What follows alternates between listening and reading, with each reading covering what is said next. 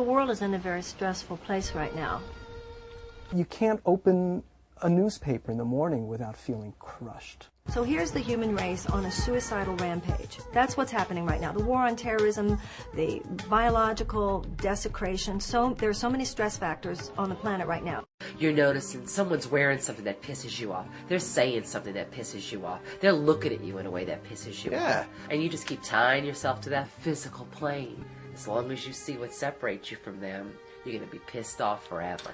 If you go through life, judging and condemning other people, having negative thoughts, all that you're really doing is sending a message right into your own unconscious mind that you're guilty. Can I get in, please? Hello, can I get in? Anger is an emotion that covers up fear. And oftentimes we have anger because we're afraid to feel our fear. We develop compulsive behaviors. But if you're willing to just stop and acknowledge that you're afraid, then you can also acknowledge that somewhere within you, you're bigger than the fear.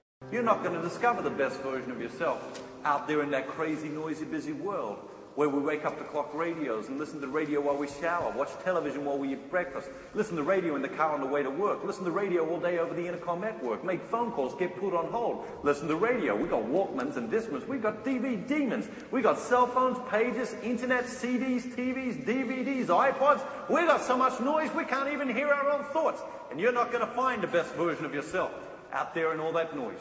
It's a deep-seated habit of being totally identified with thinking. It's the human condition, which could be described as lost in thought. It's like a wild horse that is taking you anywhere, everywhere. If you don't learn how to tame the horse will take you wherever the horse wants you. How many people said, if I only get X amount of dollars, if I could only get X amount of orgasms, if I could only have it happen, a position just like this one where my everything was touched, then it would be perfect. And then you get to that moment, and it isn't. Do cars bring people happiness? Of course. For how long? For how long? A couple of months.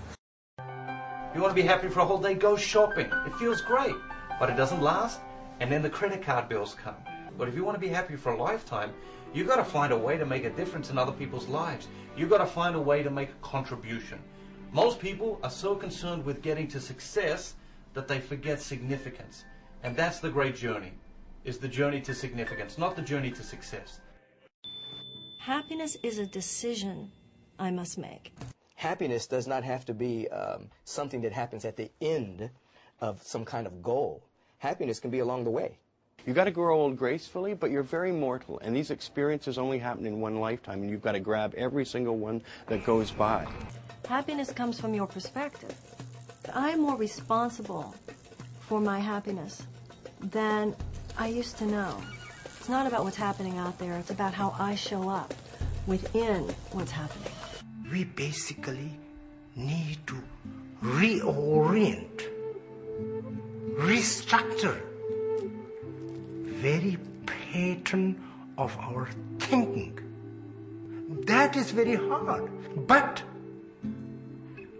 our happiness lies right there. So if we want the world to change, we have to become new people.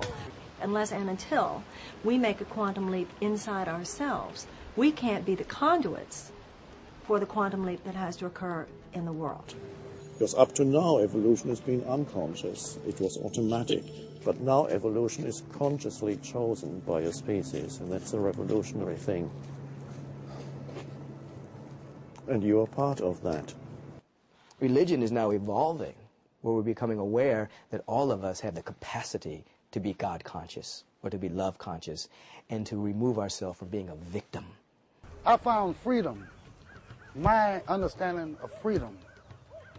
Out of all of my 58 years, I found it in the depths of the worst holes in San Quentin and Folsom Prison. It took the process of detaching from everything. You don't have any desires, and you reach that balance, then you feel happiness that you would probably never feel from drugs, from anything else. What is really happiness? So we have a job for our own self in search of happiness.